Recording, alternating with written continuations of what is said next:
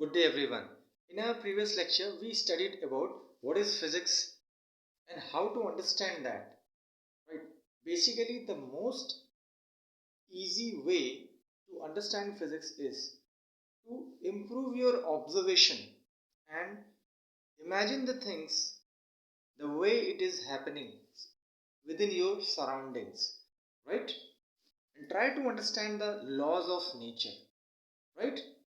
So then we started studying about the difference between rest and motion, right? So later we studied about the position vectors and the difference between vector and scalar quantities, right? Then we started studying about velocity and acceleration.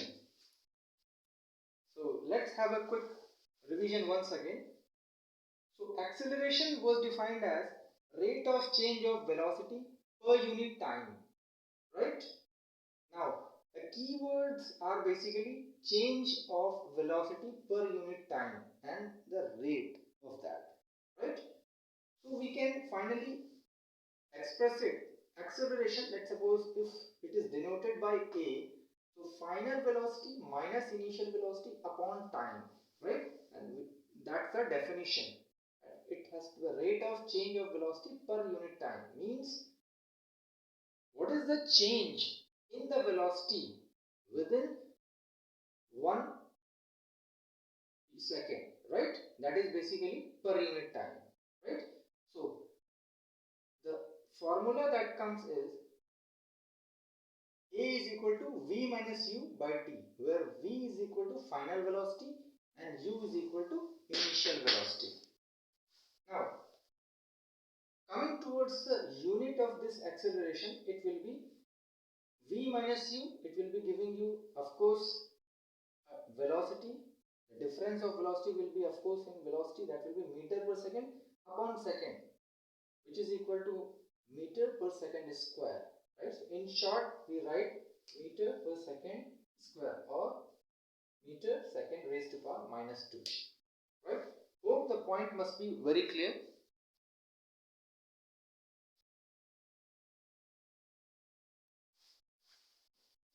Now,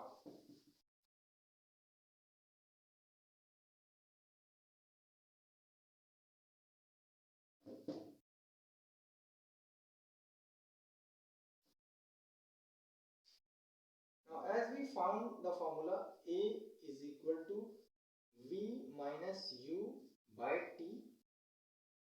So here from cross multiplication, what shall we get?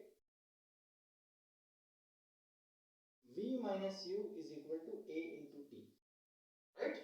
Where T denotes time, A denotes acceleration, V denotes final velocity, and U denotes initial velocity. Now these terminologies represent the same thing. Means, let's suppose there is a body, means this is the vehicle which is initially at point A, right? Which is at time t is equal to 0. After t time interval, the body got shifted from this point to point B, right? So the time interval in coming the body from point A to point B is t, right? This denotes time t.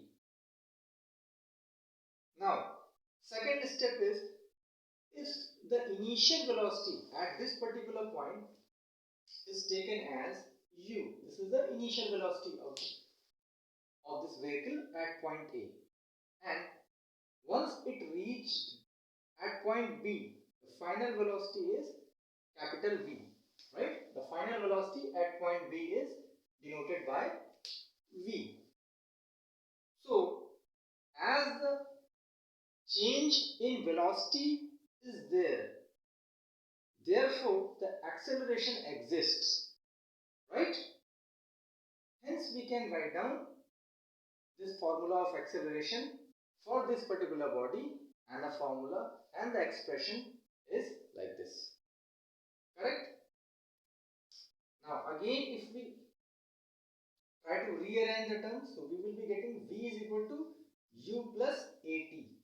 Now this expression is known as equation of motion number 1. This is equation of motion number 1, right? Now try to understand the application of this particular expression or formula is when it has been given that you have any of the velocities, means either initial velocity has been given or any final velocity has been given, right? And time interval has been given, so you can find out the acceleration. Correct? Means how many unknowns we are having here? 1, 2, 3 and 4.